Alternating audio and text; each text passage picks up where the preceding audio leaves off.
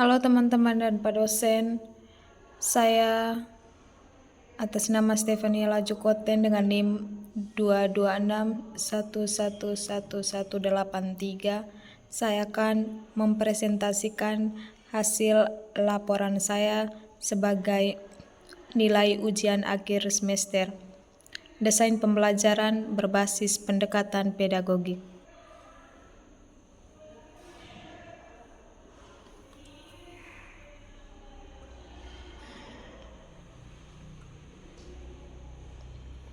Alasan.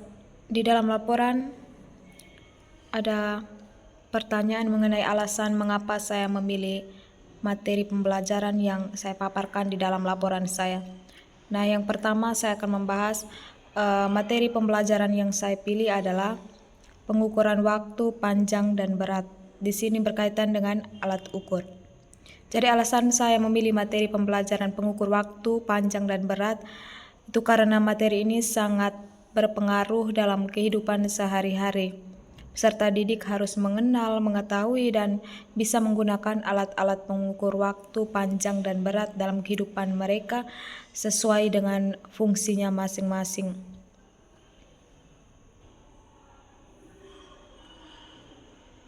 Berikut karakteristik peserta didik. Karakteristik peserta didik berdasarkan jenjang pendidikan yang dipilih. Jadi di sini jenjang pendidikan yang saya pilih adalah SD, peserta didik sekolah dasar di kelas 3. Jadi peserta didik kelas 3 memiliki kemampuan berpikir yang logis, sudah memiliki gagasan percakapan, mampu menyusun objek secara hierarkis dan teratur, dan juga berkembang dalam bahasa. Yang berikut tujuan pembelajaran. Tujuan pembelajaran SMART.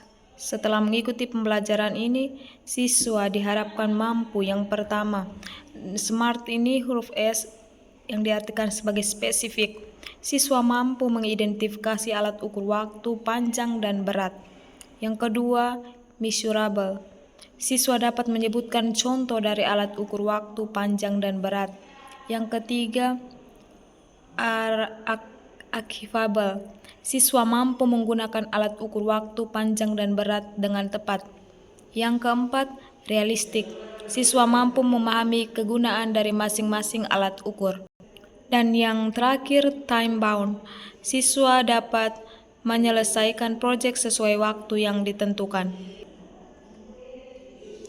Yang berikut strategi pembelajaran. Jadi strategi pembelajaran yang dipilih adalah dengan menggunakan pendekatan problem solving atau pemecahan masalah.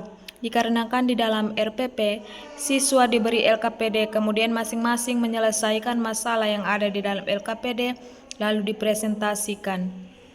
Iya. Metode pembelajaran. Di sini metode pembelajaran yang saya gunakan di dalam laporan adalah ceramah, bukan ceramah, diskusi, demonstrasi, dan tanya jawab. Jadi di dalam sebuah pembelajaran, guru menjelaskan materi itu masuk dalam metode pembelajaran ceramah, lalu diberi kesempatan untuk siswa berdiskusi. Nah, setelah itu guru menjelaskan materi dengan menggunakan media-media yang sesuai materi, itu masuk dalam metode demonstrasi. Lalu guru memberikan pertanyaan sebagai umpan balik supaya bisa mengetahui sejauh mana pemahaman peserta didik akan materi yang dijelaskan. Lalu yang berikut media pembelajaran yang digunakan adalah jam dinding karena alat ukur waktu, alat ukur panjang, dan alat ukur berat.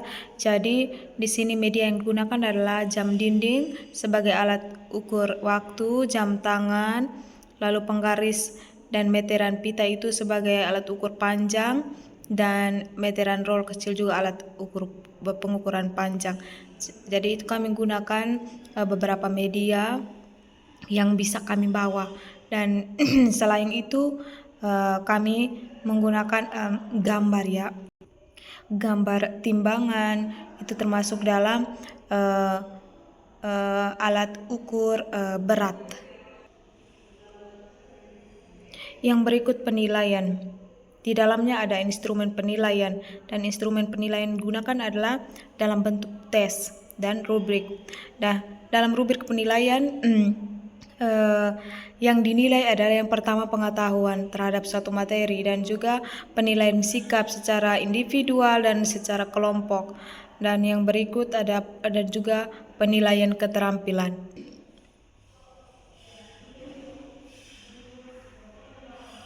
Oke, sekian presentasi singkat dari saya mengenai laporan yang dibuat. Semoga presentasi ini bisa bermanfaat. Terima kasih.